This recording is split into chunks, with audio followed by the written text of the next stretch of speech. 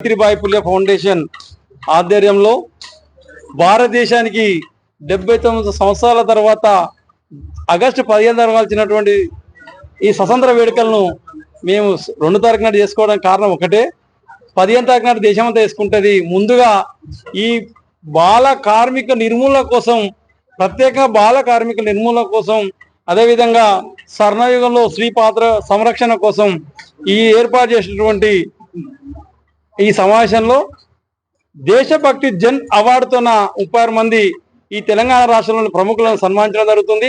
అదేవిధంగా నందిని అంజలి నాట్యాల వాళ్ళు ఈ పాపలు చూడండి, ఒకసారి చూపెట్టండి. ఇలా పాపల్ని వాళ్ళు ఎంత కష్టపడి, ఇదే బాల సంరక్షణ అంటే బాలబాలికలను సంరక్షిస్తాం అన్న దానికి ఇదే నిదర్శనం. ఇంకా కవి సమ్మేళనం వెంకటనారాయణ సారు ఇప్పుడే నిర్వహించిండు. అది ఏంటంటే మా ఒకటి స్త్రీకి సంరక్షణ ఉండాలి, ఈ దేశంలో అమ్మ, అక్క, చెల్లిగా, వదినగా అందరి బాధ్యతలు మోస్తున్నటువంటి అమ్మమ్మగా, నానమ్మగా తల్లిని గౌరవించాలని ఒక లక్ష్యంతోనే ఈ 79వ స్వతంత్ర వేడుకలు జరపడం జరిగింది.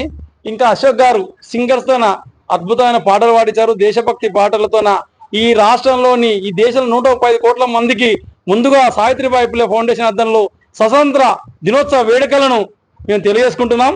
అదేవిధంగా దీనికి సహకరించినటువంటి పెద్దలందరికీ, అదే మత్స్యాచారి గారు ప్రతిపక్ష నేత, శాసన మండలి సభ్యులు గారికి, అదేవిధంగా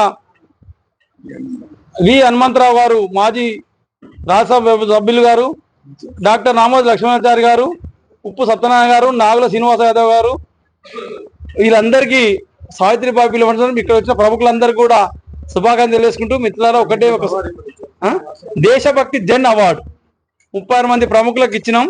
ఆ ప్రముఖులు కూడా వాళ్ళ సర్వీస్ను దృష్టిలో పెట్టుకొని ఇచ్చినాం. ఏ స్వార్థం లేని వ్యక్తులు వాళ్ళు మా చుట్టాలు కాదు, ఈ రాష్ట్రంలోని ప్రజలు మాత్రమే, ఈ దేశంలోని ప్రజలు మాత్రమే.